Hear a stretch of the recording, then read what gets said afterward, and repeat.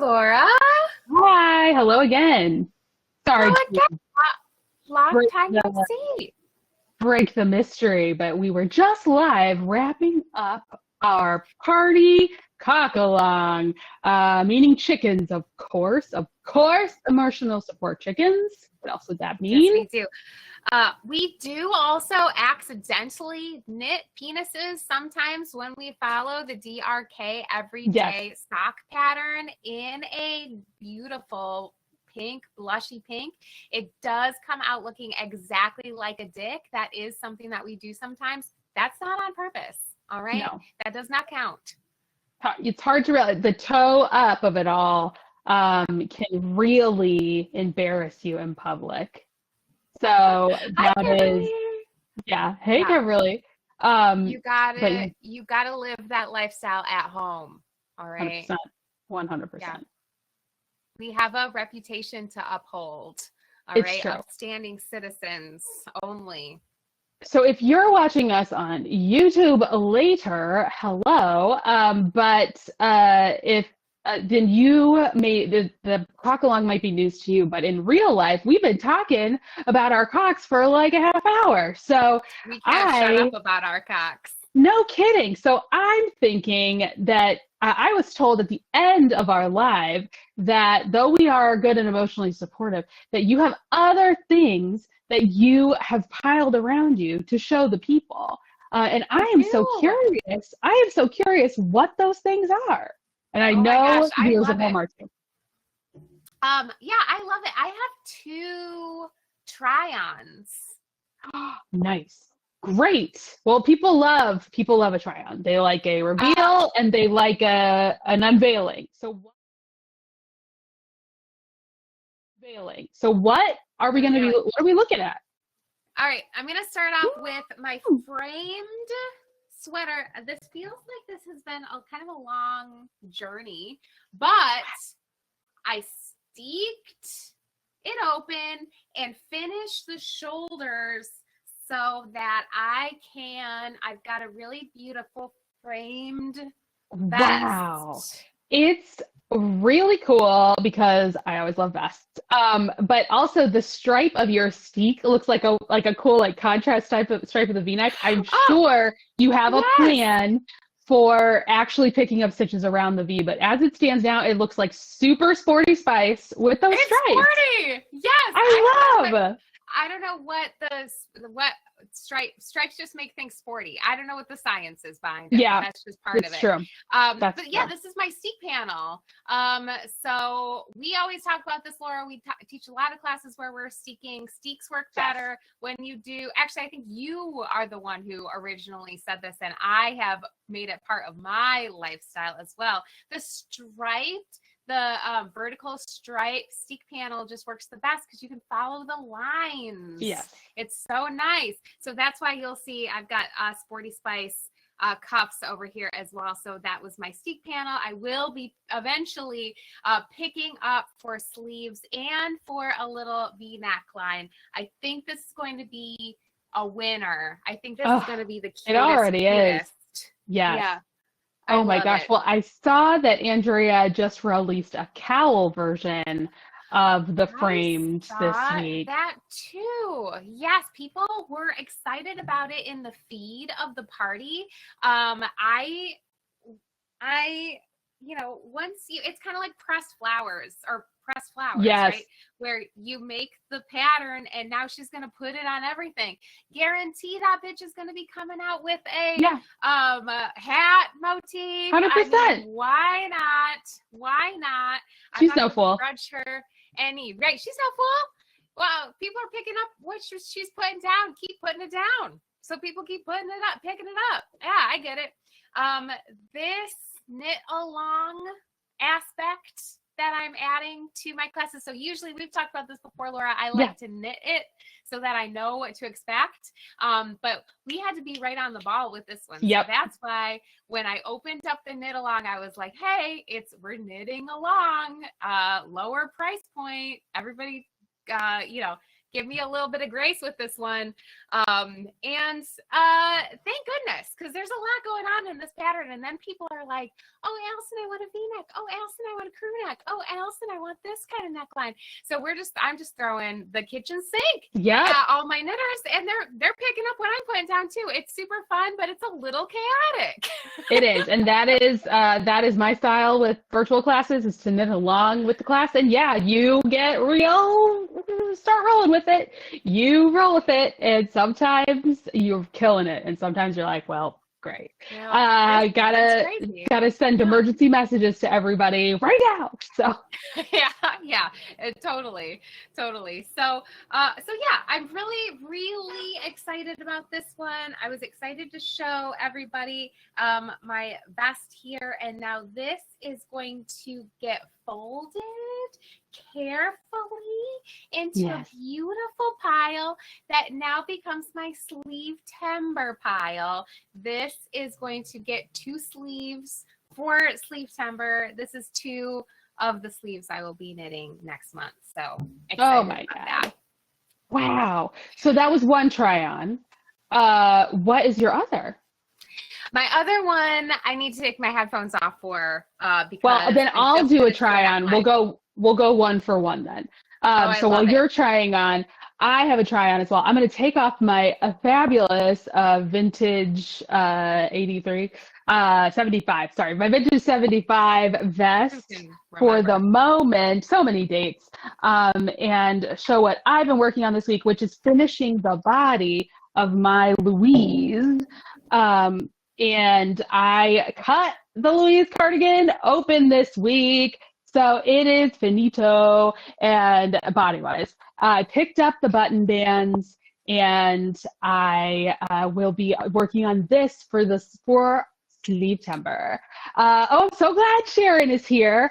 Sharon, author of Scary Stuff. I have been sewing these really cool diamond buttons on my vest, and Sharon sewed them on these promotional postcards for her book, Scary Stuff. And so I've been thinking of you all day, Sharon, but Sharon also is providing with the buttons for the Louise, and you can kind of see where I placed my buttonholes. They're these perfectly circular cream buttons, and so they'll continue the bobble pattern like right in line. So I'll have these perfect circle buttons that'll continue the pattern. Sharon and I are really excited about it, everybody. So it's so good. It's so good. I'm very excited. Yeah, I know she's dying. I'm dying. I have 5 that I got from her, and I was like, Sharon, I feel like I have this vision of lining these up. And I sent her a picture, and she's like, I've got more, I gotta bring them. So it's gonna really complete the vision. But yeah, pretty exciting stuff. And guess what? Using the Laura and Allyson method from our class, it fits perfectly. So really excited to get started on these sleeves for sleeve timber. You can see I've already got 1 sleeve on the needles. So just raring to go. So that's what I've been working on this week as well. And then you've got another try on?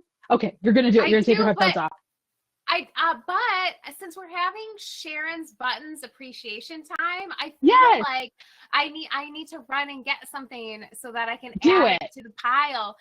So if you are not familiar, so on Laura, world famous author.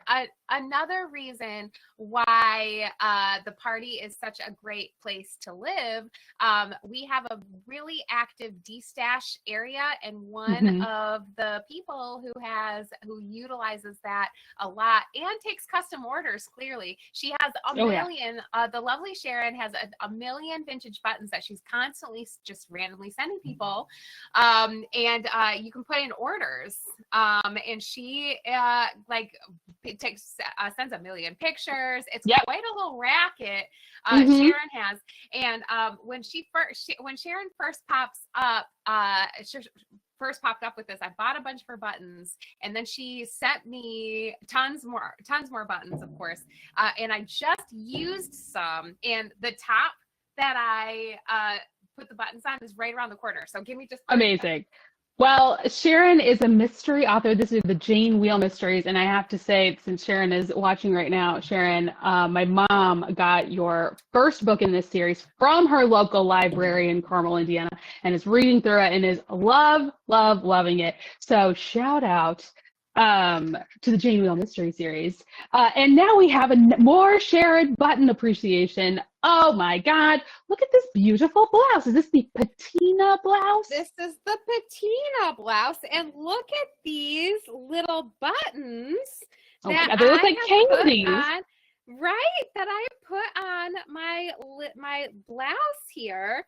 These buttons I got from Sharon. They are so cute, little like post buttons. And they just match so perfectly. Don't they? Oh my God. With my new little top.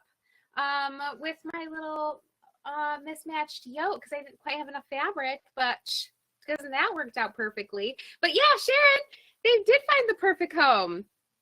Yeah, I love them. Well, this has just turned into a Sharon Love Fest, but it's deserved. Multi-talented collector extraordinaire, Sharon. Really just bringing it home with all of these little details. So, yeah, I was very motivated. Yeah, never miss a live again, Sharon. That's right. You owe us 2 class signups now. But yes, so this is my Louise cardigan pullover that we transformed into a cardigan. I did a felted steek. And it just was so, I pre-picked up the button band and steeked, and it was the least stressful steek of my entire life. I'm loving how this is turning out. And that gave us the perfect amount of time for Allyson to do another try on. You almost can do our classic Zoom joke of like, it's finished. Look at this sweater I finished. It's beautiful. Tell us about this yoke. Holy crap. Isn't it beautiful? I'm very obsessed with it. So this is the Djo Sweater. DJO. We're saying Joe because we are from the Midwestern United States. Yeah, it's hard to make a DJ sound with my Midwestern accent. Yeah, all it's right. tough. How can I do it? So I made this beautiful yoke. I'm so obsessed with it. But you all made me do this. Okay. Mm-hmm. I put up a survey. Everyone said they wanted this class. I was like, fine. I loved this sweater, but I was actually kind of surprised that everyone was like, we have to do that. But similarly to the Paul Klee sweater, this pattern is a little shocking. So this class is gonna be lit. So yeah, take a look at it. It is going to be in January, exactly when you want to be doing all over color work, exactly when you want to pick out 9 colors to put in a sweater. I am adorable. Yeah. Just loving this. Yeah, I did a great job picking out the colors. If I do say so myself, I had so much fun with it. I just finished this neckline. I was going to say, I saw a reel that talked about how you always pick up your necklines later. And I was like, but that looks like a picked up neckline. I must have lost my mind. But no, it sounds like you wanted complete control of that neckline. And it's looking so good. You might say, Laura, that this is an always mod. What an interesting way to phrase that, huh? You know, I really could use about an hour or so on a Friday evening where 2 knitting professionals who are not only super excellent teachers, but very sexy and beautiful, share their favorite modifications that they make on almost every pattern. Laura, from your lips I really to could use God's that. ears, how do I find this information? Well, it's so, yeah, I wish it existed. Oh, wait, it does. That's right. On Friday at lauraallison.partay, we are having our world famous, some might say, Level Up series, which is where we take a topic one Friday a month and we do a deep dive on it. And this month's topic is mods, always mods, stuff that we are modding, our favorite tips and tricks that we apply to any pattern across the board because we've been knitting for a long time. So I'm excited for that one. And I'm excited for that Me preview because I have learned a lot from watching you do this modification over the years.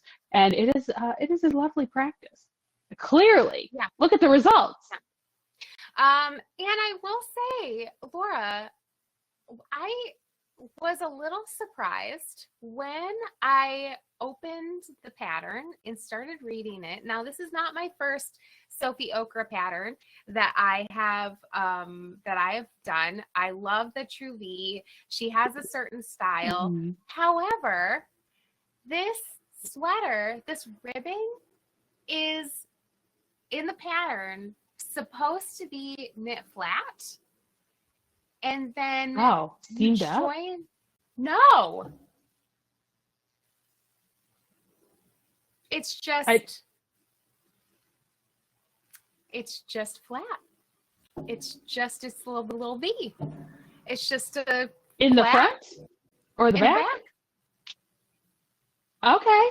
Well, all right. Why not? Why did you do that? Why? I don't know. I don't know. I don't know. It's a weird one. She said it's a modern shape. Well, I can understand it to a certain degree. I mean, I'm going to tread lightly here, but somebody was mentioning in the party they had heard about an Andrea Mowry pattern that they thought they'd missed. They thought it was too new, and it was the heartstrings crop. Miss Agnes, yes. Yes, and she was like, "Did I miss this beautiful new pattern from Andrea Mowry?" And I was like, "Actually, no. That pattern's been out for a while." But it had a couple of elements that were modern and probably tried to do too much in one pattern. It was a very wide boat neck, high collar, and a separated hem in the front, speaking of V. And I think it was just a bridge too far for most people. So it's a successful pattern, but by Andrea Mowry standards, it's pretty under the radar. And I can understand that. I mean, you as a knitting designer, Allyson, like I'm sure you're like, oh, maybe I need to make something different. Like maybe people want to push the envelope a little bit. So I can see how it would be easy to get in your head and be like, I'm going to try something different. But I don't know. I don't know about that one. Yeah, I was like, do you need a hook and eye? Well, see, Sharon always be selling. Yes. In the comments, yes. Sharon said maybe it's a button. Button to the back. Always a button, perhaps. Selling. Always be selling. Sharon gets it. But yeah, I did not do that. You just knit the ribbing in the rounds, and it fits perfectly. So, boop. Some might say that's very modern. How about that? So modern. Well, it is unique to have a sweater that fits you perfectly. So that's what's happening over here. So very excited to separate my sleeves. As you can see, this yoke is the perfect length.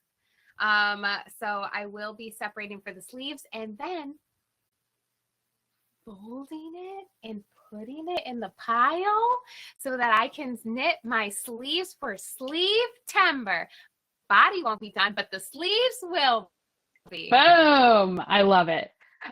This isn't necessarily Sleeve-timber content, but I am going to need to put my Louise cardigan away for Sleeve-timber into my brand new bucket bag. This is another thing I made this week. I hosted a sew-along for my second Clum House Naito bucket bag. And this is what it looks like all closed up. Speaking of tomato red, it's freaking gorgeous and my favorite shape because this really does hold like a full sweater, which I love. So when I open it, you can see the tomato lining. That is probably the cutest thing ever. So this is all very exciting, and this is where my Louise cardigan lives. So I'm just going to put her in there with the rest of my yarn, and she'll effortlessly fit in there for another couple of days until I bring her over to your house to work on for Sleeve-timber. So there, I will just fold her up quite nicely. I'm very proud of this thing. We had so much fun sewing this together on Friday night, and I feel like a really fancy lady because now I have 2 Nitro bucket bags, and I don't regret it at all. I do not regret it. Mm-mm. So cute. I love that. That lining is perfect. Grandma would approve. It's true. And I am just determined. I have this much scrap left over. I've just got to make like a little Dob kit or something out of it because it's too damn good. I mean, I just love the tomatoes. Yeah, Grandma would be very proud. So good. I love that. Look how busy we've been. Oh my right? God. So right? So I know. I have a stretch goal. I don't really know how realistic it is, but I finished one vest in Vest Fest, which I think is respectable. I finished this gorgeous UU, this is a lot of purling too, and I do love this thing, and I wear it a lot. I'm slowly attaching buttons, but I'm worried about alignment. These beautiful diamond buttons. I'm getting there. But I really would like to try to finish my Orla this is a Kelburn Woolens pattern knit in Lopi. So I've really been working on the front quite diligently, and I would really like to, finish this before the month is out, but I think realistically, I'd really like to get to the front armhole decreases. That's what I'd like to get to by the weekend. So that is what I'm going to kind of double down and concentrate on, so then I can just do sleeves all September long. Looks better in person, but I've really been adjusting my zoom lighting so you can kind of see the beauty of this galaxy yarn. It's so pretty. It's teals and purples, little bit of magentas and a little bit of yellow, and it is the best color. The best. I love it so much. And this will be my souvenir, my first souvenir from our Iceland adventures this year. So it's very special, and I want to wear it, damn it. So that is a push goal I've got on the needles and trying to really focus up on this week.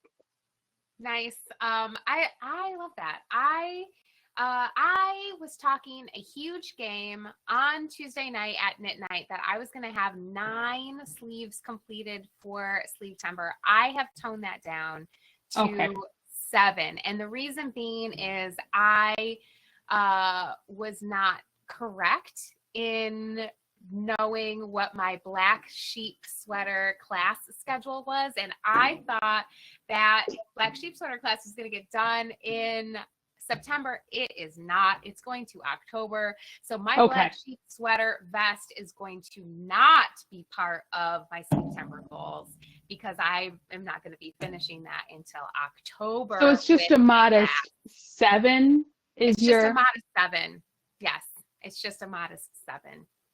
Well, I actually feel like this is a great transition to business because we are about to start Sleeptember and you are about to head out to Europe on a trip. And so we have to be very particular about how we get started with Sleeptember this year. And I think now is a great time to explain it to the people. What do you think?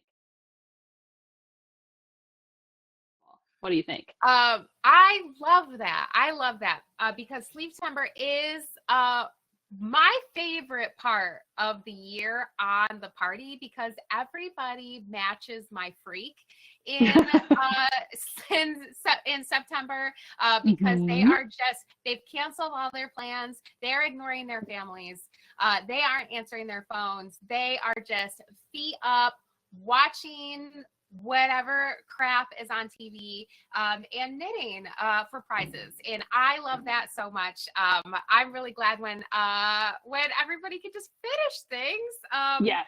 And Laura, this was one of the things that we felt really passionately about when we stopped selling people yarn, because it was always about like new yarn, new project, new yarn, new project. And now we don't have to be pushing a yarn agenda on these people, and we can force them to pull out their whips and turn them into FOs. And so that's what Sleeptember is all about.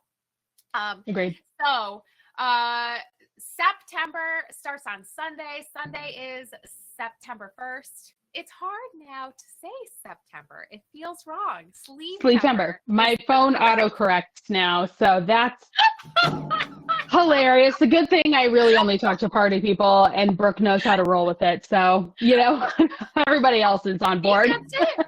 Yeah, you're not going to see him for 31 days. He understands. No, it's September. No kidding. September. It's serious.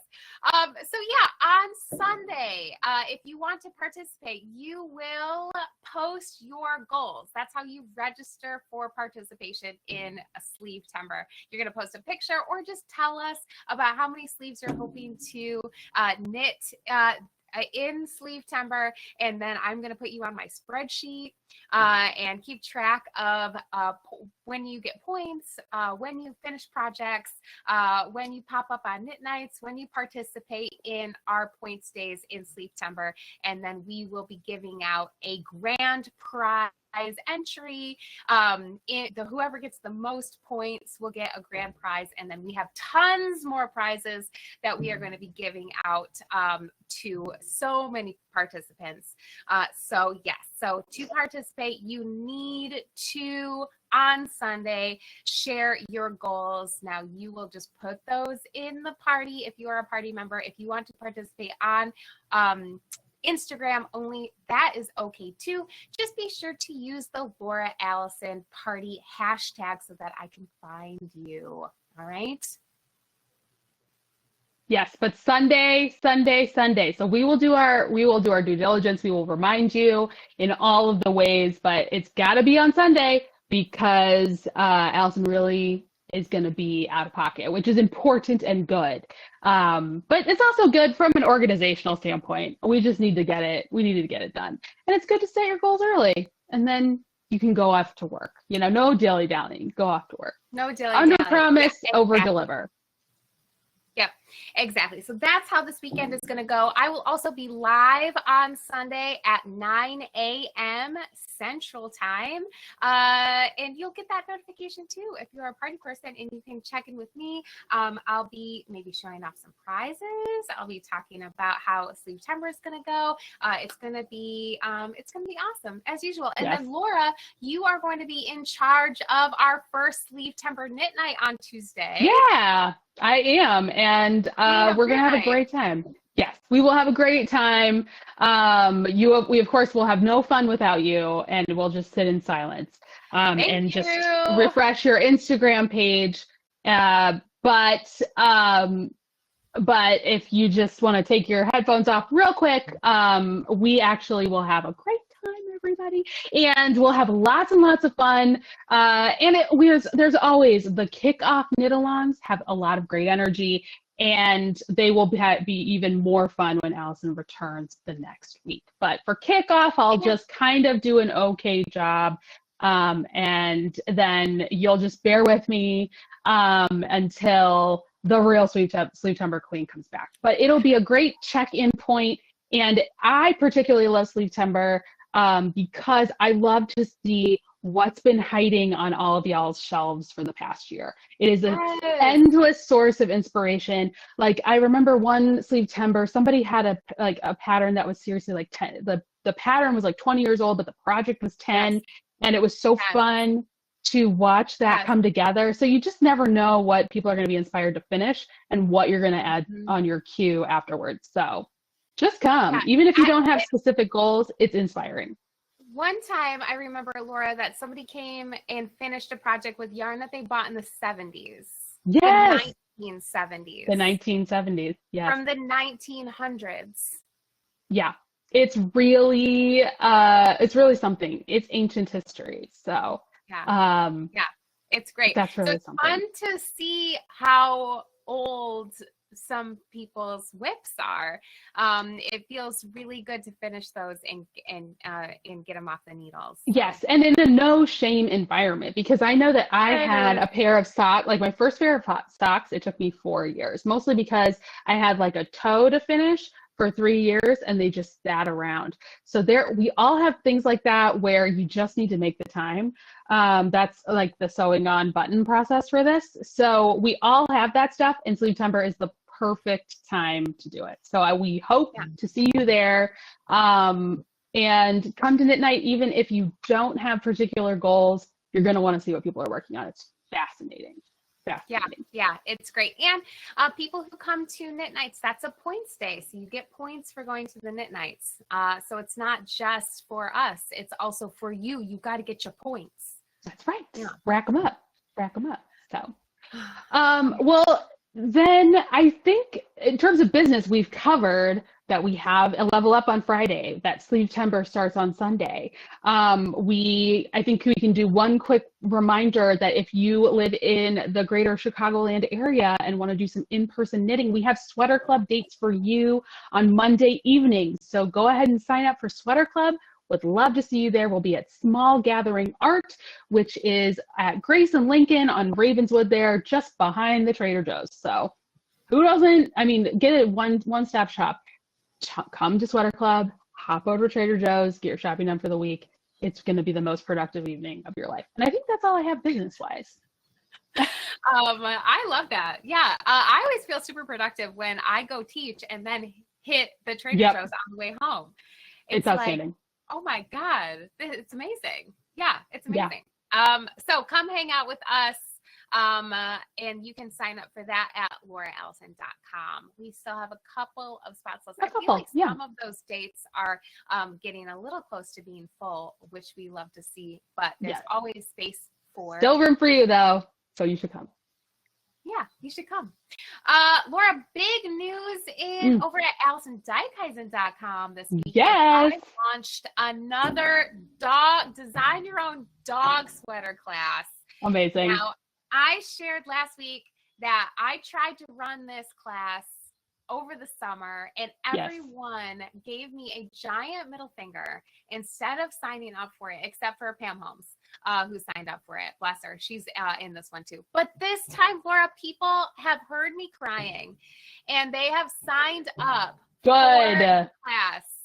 Good. That was hard to watch, hard to witness when you were so disappointed about that. So I'm glad that everybody got the memo, how much they hurt your feelings, and signed the hell up. Good job. Even people without dogs, I think, have signed up. So love that. Oh, bless them. Guilt works. We always joke about this, but we do take donations. So thank you very much. But Laura, I have my plan for Royal's next sweater right here. I am knitting him Sporty Spice. A Sporty Spice. He is going to look like a Sporty Spice because I'm going to knit him a Detroit Lions sweater. Amazing. Out of the Knit Picks Brava worsted, which I think is the best yarn for a dog sweater. Yep. It is super wash. It is like indestructible. Like this yarn will be here with the cockroaches after our next apocalypse. But at the same time, it is very soft. Yeah, it is not a scratchy acrylic whatsoever. So it's a good soft one. Mm-hmm. And this yarn is $3.99. It sure is. For this fall, and it is 20% off in August. So you can get 20% off. Again, one of the big freedoms of not working in a yarn shop anymore is that, and even when I worked in a yarn shop, I still maintain that there is a lid for every pot and there is no room for yarn snobbery. And Knit Picks is what helped me get into knitting. And they have great options, very affordable options, and are super great with shipping and constantly having sales. So Knit Picks has its place, and its place is on Royal Tenenbaum, Dijkhuizen Simmons. That is Brava's place. And I love Knit Picks. I do. Me too. Me too. They have tons of really nice yarn at very reasonable prices, and I think all of their yarn is really nice. And it makes super nice substitutions if you're just getting into knitting, or shit's kind of wild right now. If that craft budget needs to get low, needs to lower for a little while, Knit Picks is your girl. Yeah. She is here for you.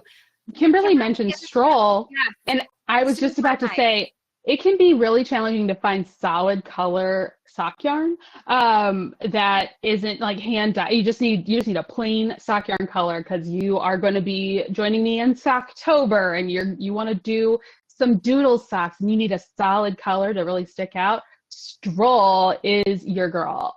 So affordable, really, really squishy, and nice for the color blocking. So yeah, and I really like that it comes in 50-gram balls as well, because if you're doing color work, you don't want to buy 400 yards of 3 colors for one pair of socks. You're going to have that around forever. So buying a smaller ball is really helpful. Yep. And I know that our girl, Summer Lee, that is her favorite sock yarn too. And she's kind of the sock queen around here. So yeah. There you are. It's nice. Yeah. It's not to turn this into a Knit Picks commercial, but this is not a hashtag ad. This is just straight up. And again, that could be that's a good message around your dog sweater class, because that could be the case for some folks who they're like, I don't want to use my my hand, like my small milled, small batch hand dyed for a dog. And it's like, don't. You should. Disgusting. Yes. And and some again, lid for every pot, but some of the acrylic that's available at the craft store is not my favorite either. It can be crunchy, and you get a lot of it when you don't need a bunch, and it's just not my favorite to work with. So it's nice to have durable materials that are cheap and nice to work with, and Brava really fits that bill. So we, again, not sponsored, just straight up sponsored, just really like that's the way to go. So if that's been holding you back from signing up for Dog Sweater, here's your answer. And you can get it for 20% off. What did you say? $2 off? 20% off until September 1st. Crazy. So get on it. If you were like, you know what, $4 for this?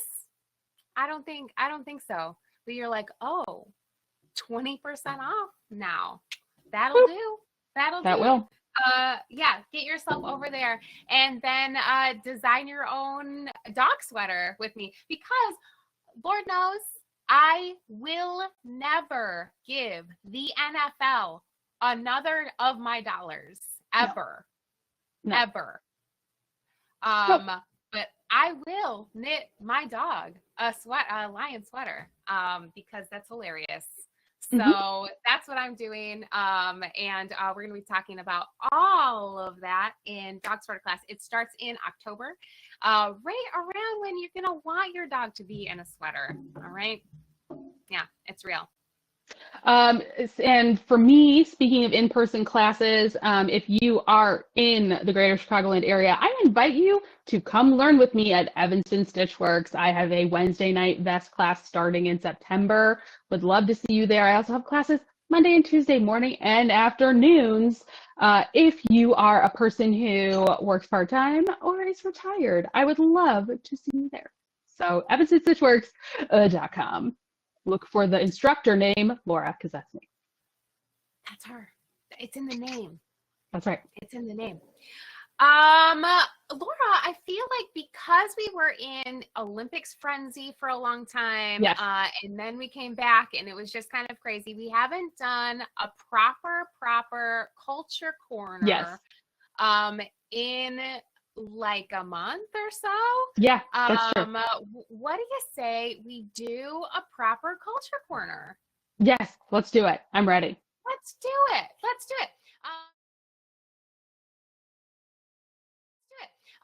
Okay, so Laura, you want to kick us off? What have you been watching? What has been part of your culture experience lately? Well, this will not necessarily captivate you all if you are not a sports person, but oh well. But Allyson and I went to 3 different professional baseball games last week, which you might have known if you checked in with the live that we cut short last week. We were off to a Cubs-Tigers game, and then on Saturday we went and saw the Tigers play the Chicago White Sox. who are literally the worst team in baseball. Let's rephrase. We saw the Tigers play baseball kind of in the vicinity of people who were standing around not really knowing what was going on, who were wearing black jerseys that said White Sox on them. The White Sox at that time had won 31 games and lost 98, and we watched them lose 99 games. The next day they lost 100 baseball games, which is a lot of games to lose. And it's gotten to their fan base. They were not enthused, but boy, did I have fun, because the food at Comiskey, going on the record, is better. It is better. That was so freaking good, all that food. But boy, oh boy, that was some tough baseball to watch.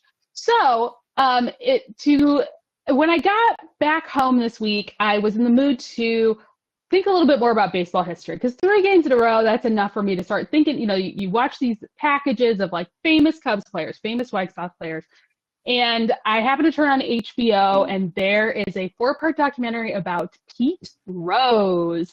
Now, I thought this Pete Rose documentary, Charlie Hustle, The Matter of Pete Rose is the name of the documentary.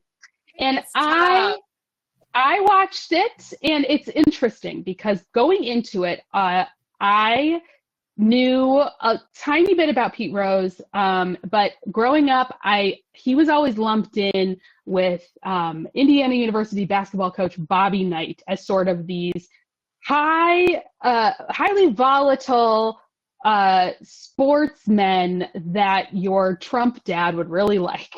And I didn't, and all I knew was gambling, banned from baseball, and I generally had the opinion that he should be reinstated and be allowed to be in the Hall of Fame. And then I watched this 4-part documentary, and I didn't realize just what a fascinating, good baseball player he was and all that he accomplished. It was really fun to watch those old games. I was able to talk to my mom about it, who has always identified as a Reds fan, but has not claimed the Reds since the late 80s. Because of Pete Rose, and then to watch all of his behavior after getting caught.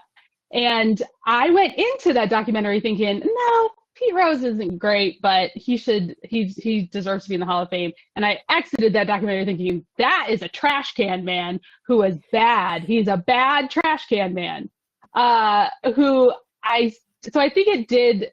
I still think he should be in the Hall of Fame, because then I went on to watch Ken Burns' baseball, because the whole thing about Pete Rose is he was chasing a record set by Ty Cobb. And I was like, I know the name Ty Cobb, and I don't know anything about Ty Cobb. So I thought, I'm going to start watching Ken Burns baseball about Ty Cobb. And highlights. Guess who is a piece of shit trash can man who everybody in the 30s thought was a racist? Ty Cobb. So guess what? You do not have to be a good person to be recognized by the Hall of Fame, and that's kind of where I landed on that. But it's what I learned is it's very fun to watch old baseball games, and the play was really rough and tumble, and these dudes are just they're not great. They're not great human beings, but they are very good at the sport of baseball. So I've been watching the Pete Rose documentary. That's wild. And then my theme this week is trash can men, just like shitty men. And so then I have watched the 2-part Ken Burns documentary about Frank Lloyd Wright, who is also, wowzers, such a bad person.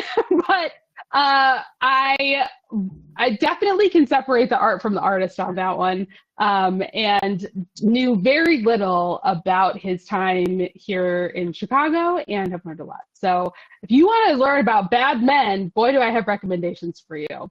But it's really something. I can't recommend the the Pete Rose documentary that much. Just to say, you don't really want to know what that man has to say about anything. You don't want to hear it. Bad. Well, one of the main points they make is, his whole team is like, yeah, we line it up. We talk to the people we need to talk to. Like he's about to get on the ballot to get voted into the Hall of Fame. And then he talks. Yeah. And then everyone's like, are you fucking kidding? Yeah. No. And then it's like his best friend in the world was like on the board of directors for the Hall of Fame. It was lobbying. And then he dies. And then Pete Rose is like, I didn't know they were having a memorial dinner for him. I didn't know that. And it was like, Peter. He'll get in once he dies and he gets to stop talking. Which will be the greatest injustice of all time, according to some of those talking heads. But, you know. It'll be but fine. then Mr. Al Michaels popped up in there about how they used to go to the Greyhound track together. And I was like, Al, get out of here. Don't be in here. No. Al Michaels used to hang out with everybody. That's why he has the best stories. Yeah. Laura, if you're on kind of a roller coaster right now, there is it's just straight to hell, really. It's just down. I would recommend, and that is the Ted Williams documentary about they froze his head. Oh yes. Okay. I didn't know that was the guy's name. I knew that there was a baseball man who was really into cryogenics. Yeah. Okay. I'm in. Yeah. They cryogenically froze him, and they talk to him, like they find these interviews with him before he's like, why would I not do this? And then his daughter is in it too. And they're just like, why are you paying for this? And she's like, well, he could come back. And you're like, what the fuck? So that's a really good one. Off to Google. I have a lot of knitting to do. But yowza, Ty Cobb, man. What? I know. That was tough. Yeah, it is tough when you are the worst person of all of the worst people. Yeah. But he was one. And as a Tiger, I feel like Detroit has like kind of reconciled with his thing. He really helped put Detroit on the map, Detroit as a team on the map. And there are like parts of his legacy that like we as a team kind of like embody, but with open eyes. Like he was a horrible person who was horribly racist and like died, and no one went to his funeral because nobody liked just him. A trash can man. For sure. He was a horrible person, and that is what he thought he needed to do to be successful. And so there's a lot of that like attitude that like Detroit versus everybody, like that came from Ty Cobb. So I think he has a really interesting story, like really interesting history. But not to be confused with the fact that he was super horrible. Yeah. And I think that my mom would really want me to say, for the record, she was more of a Johnny Bench gal. So she used to eat at his restaurant, and he's an upstanding citizen. But rather than Pete Rose. Yes. Oh. Yes. But I can see why that hometown hero of it all was such an appeal for everybody, and why they can't let the city of Cincinnati also will not let go of his legacy, because he meant a lot to them. I was surprised to see when we were in Cincinnati last year, there are statues of Pete Rose right out in front. So they kind of have, we've got a Ty Cobb statue, at Comerica. So, I feel like as long as everyone knows all the information, and there's not just this like completely blind, like, rose-colored glasses look at these men, there are things to be learned from their stories and how we can be better. And I do feel like with baseball specifically, there got to a point in the 80s when they stopped letting baseball players have personalities, because most of the time they were really destructive and terrible. And they started making the most boring human beings on the planet, and and like making these like super vanilla, super like just like, I want to thank God, Jesus is with me in the stadium tonight. That is what I'm saying right now. And then they go home and that's all they say. So there was like a shift in the 80s where these characters stopped charactering, and now we have these like super bland players. For sure. And I think we're in this moment in general of we're approaching it anyway, where people, maybe it's unrealistic for us to, perhaps fame and money doesn't inherently mean you're a good person. I feel like we have a hard time letting that go, of like, well, you wouldn't be exceptional or talented if you weren't the best person. But that's just been proven to not be the case over and over and over again. So you can make advances in a sport. You can have a lot of talent and not be super great. And the one thing that I have always found interesting, I have found interesting in the last 10 years, is with this that Supreme Court ruling that just allowed open sports betting and deregulated that. I mean, just how all of the commercials, all of the branding and the backstop of the outfields now, everything is sports betting.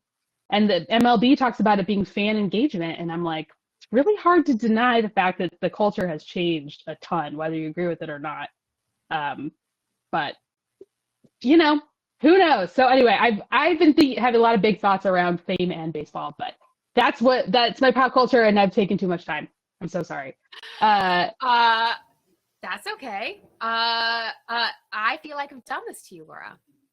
Well, yeah, you know, I can only be around this stuff so much before I need to start looking into it. But all that to say, I do think Pete Rose will be inducted after he's dead, and people will talk about how that was so unfair. But that's probably the case at this point, because he's not going to reward them for it.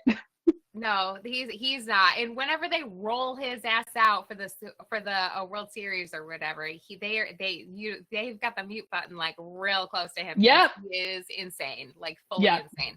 But you kind of have to be a little crazy to be really, really good at something, because it's, you know, in all elite sports, in all eliteness, you start off in a big pool and they take all the best people, and then you go in a big pool here too, and then they take all the best of you there. And so by the time you get to the best of the best, the only way that you can succeed in that is if you have one focus, and you've had that one focus since you were like a toddler, and that does not leave a lot of other interests, like being a good person or like having interesting thoughts. No, and you're not going to necessarily be that singularly focused if you come from a nurturing background. Like if you have a father that's not emotionally abusive, you're probably like hanging out and going to the museum, you know? So I think that's what they're all really running from. But or like in Ty Cobb's case, his mom shot his dad in the face. Dad in the face. Yep. Because his dad was sneaking in through the window because he was certain she was having an affair, was going to catch her. And he caught a bullet instead. So on that note, it's a little traumatizing for sure. And he even said he never got over it. How could you? How could you? But I feel like I've taken us down a path that's too interesting for the two of us. But because you got to get out of here. You have an appointment. I can go get my hair cut. So all of my vacation pictures look so good. Fresh. So fresh. All right. But we covered a lot. Covered a lot of ground today. Yeah, I feel like I'm going to hug my emotional support chicken. Yeah. All right, everybody. We will not be back next week because I'm going to be gone. So we're going to take a week off. We will be back. Talking Sleeve-timber. We'll be in the middle of Sleeve-timber when we are back. So we'll have data and updates, and it's going to be awesome. All right. So much content. We'll see so much content. We'll see everybody then. All right. Bye everyone.